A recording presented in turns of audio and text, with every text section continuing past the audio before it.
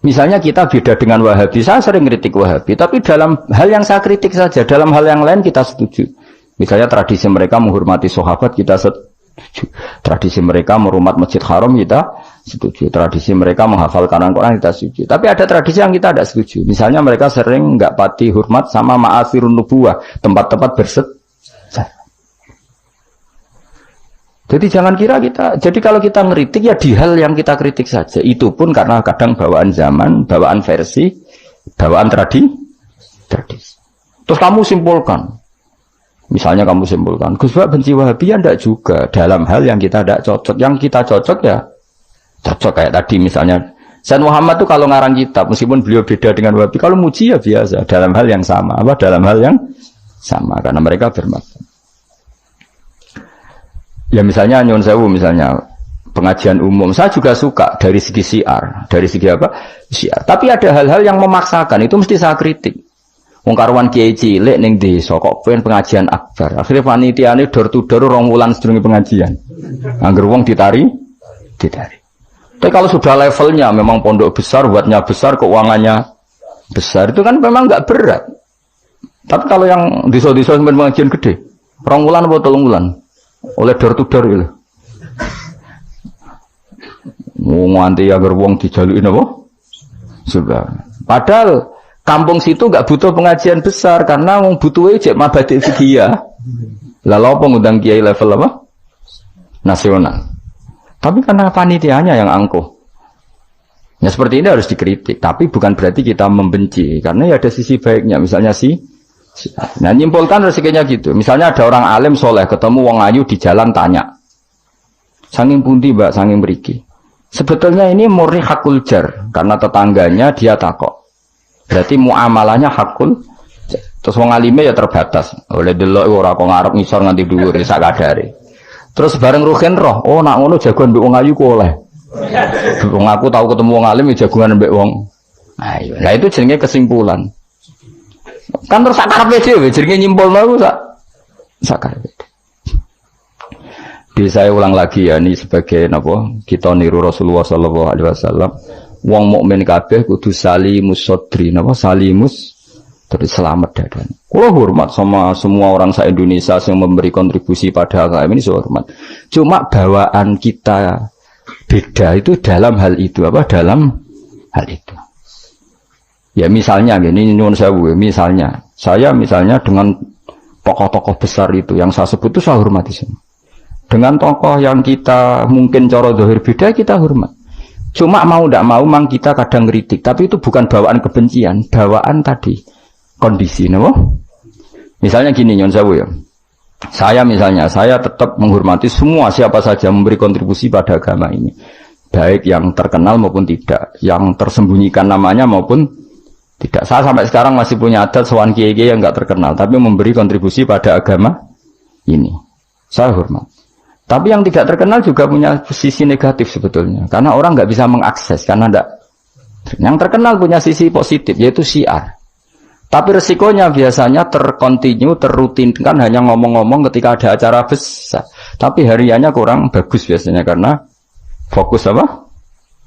Ya fokus kebesaran tadi. Kalau yang kecil biasanya hariannya bagus, bikin madrasah, bikin diniyah, tapi nggak mudah diakses karena nggak terkenal. Yaitu bawaan manusia plus Sallallahu Alaihi Wasallam, didikan Kanjeng Nabi.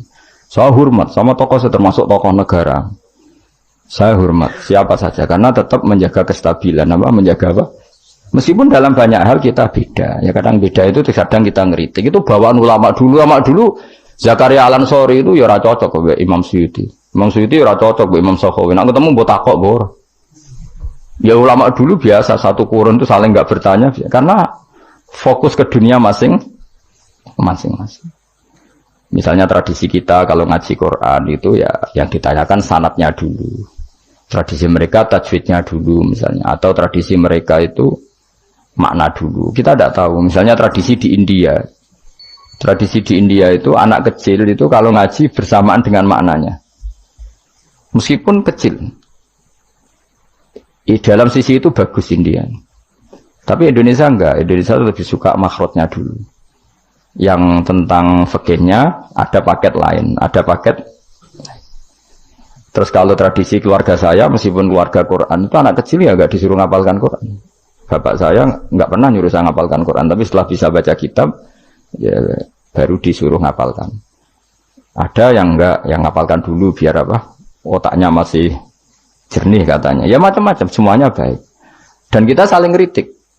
Ngeritik karena tadi, nak cilik langsung ngapal, lo kadang najis gak roh, sopan santun.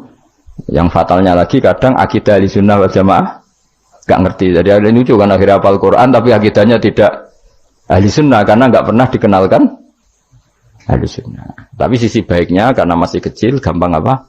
Hafal. Kemudian orang tuanya niat benain akidah ahlussunnah.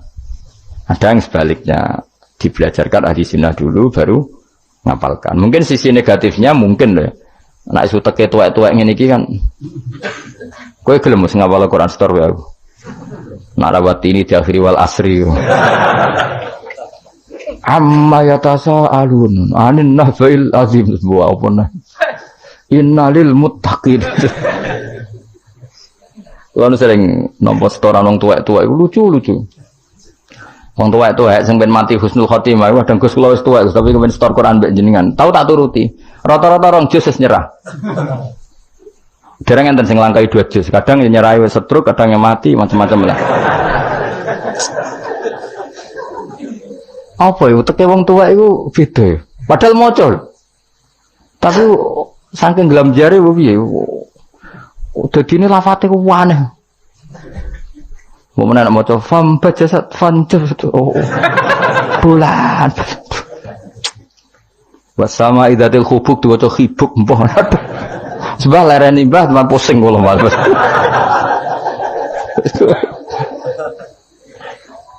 Dadi duwe khayal dhewe lho. Ya seorang lagi ya kita tetap tiru keinginan Rasulullah sallallahu alaihi wasallam wong mukmin iku salimus sadri napa? Salimus sadri. Sehingga niki tenan kula maklumatkan. Kula niku hormat. Siapa saja yang memberi kontribusi pada agama ini saya hormat. Tapi kalau ngeritik bukan berarti kebencian. Karena tadi ada sisi yang kita harus ngomong. Untuk menjaga kestabilan jalannya hadis syariah.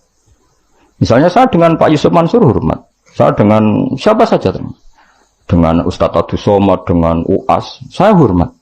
Tapi ada sisi yang kita harus ngomong. Karena banyak ustadz yang nggak terkenal. Tapi juga ikut memberi kontribusi agama ini. Makanya saya ngikuti yang tidak terkenal ini tak hormati. Tapi semuanya kita hormati. Dari segi syiar memberi kontribusi. Kalau yang sedang tidak cocok ya dalam hal itu saja. Fitilkal khaslah. Ingat-ingat apa? Fitilkal khaslah.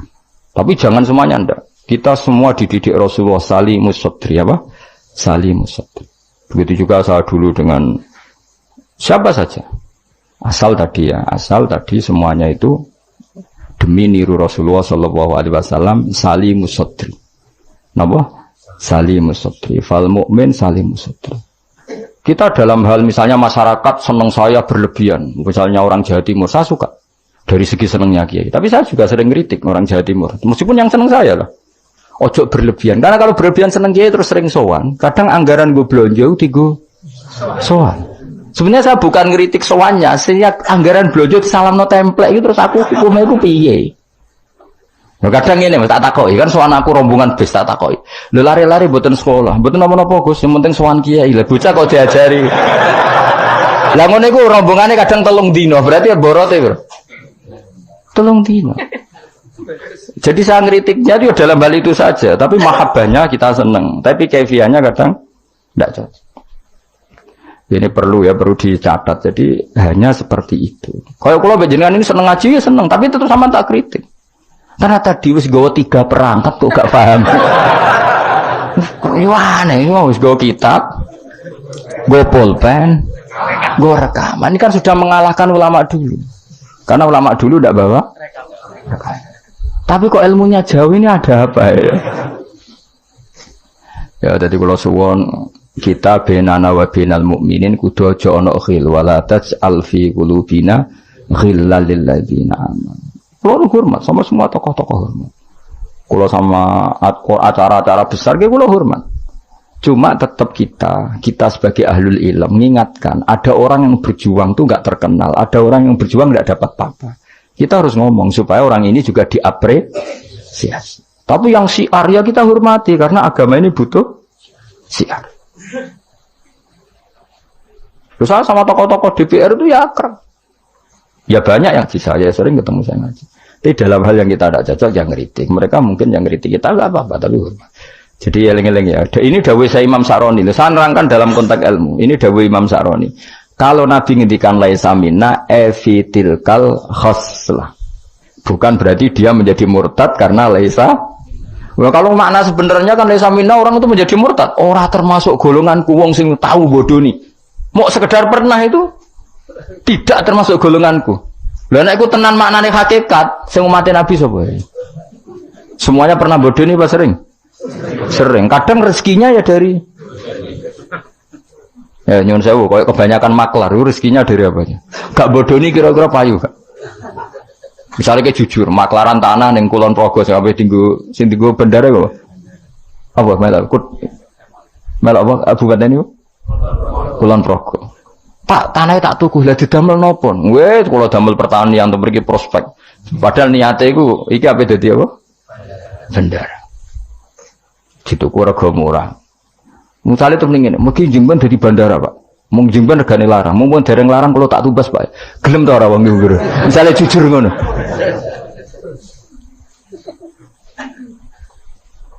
Misalnya ana wong sponsor umroh. Ayo umroh ning Rasulullah. Ben aku sugih, mergo nek ana umroh aku sugih. Gak payu umroh. Tapi nek muni ngene, wong kudu kangen Nabi, kangen Ka'bah. Wong ora kangen Nabi Ka'bah. Carane kangen yo umroh. Mandidi, sing jujur mbek sing rapati jujur. Gak jawab bae kira-kira ayo. Mandidi. Mandidi. Lha iku misale terus hadis laisa minna iku maknane apa? Hakikat. Jadi seorang lagi aja. Jadi Jokulino nyimpulkan karena nyimpulkan itu resiko. Karena tadi konteks apa? Konteks fikih itu jelimet apa? Konteks fikih itu jadi misalnya ada orang alim soleh ketemu perempuan cantik. Bawaan tonggo takok. Ini kan sebetulnya memang termasuk istisna dimaklumi.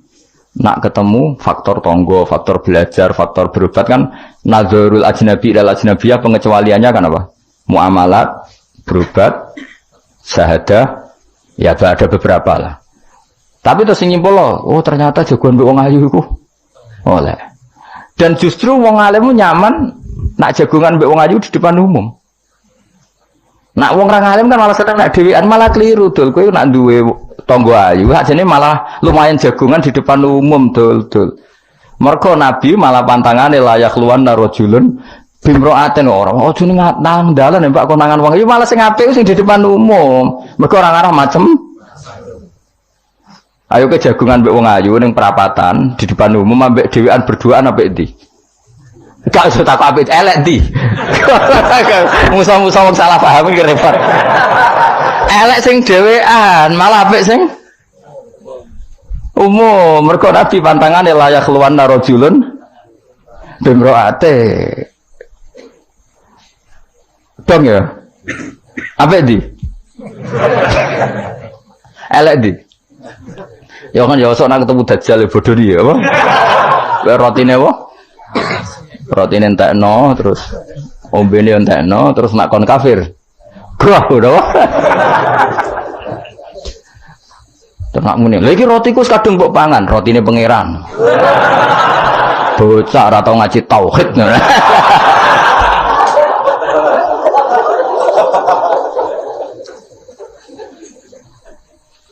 Ya jadi saya ulang lagi ya. Jadi kita sama semua yang memberi kontribusi pada agama ini kita hormat. Cek terkenal, cek ora terkenal. Tapi dalam hal yang kita tidak cocok kita harus ngeritik. Tapi jangan kebencian. Saya ulang lagi jangan. Karena kalau nggak ada ngeritik repot. Kayak tadi saya yang ketermaksa ngeritik wiridan. Mana ada orang soleh ngeritik wiridan. Tapi harus saya ingatkan sebagian wong eling pangeran itu sebenarnya eling nafsunya dia ngajukan proposal kepada Allah. Gayanya wiridan tapi sebenarnya ya itu tuh. Lah nek ini seneng Allah tenan dijak bakas halal haram kan suka. Mergo iku ketentuannya Allah Subhanahu. Malah kadang mending ngene, ngaji halal haram ora penting, sementing ndonga. Mergo ndonga mukhul ibadah. Bendarane ngaji ra penting kok syarat. Ngaji kok ora penting.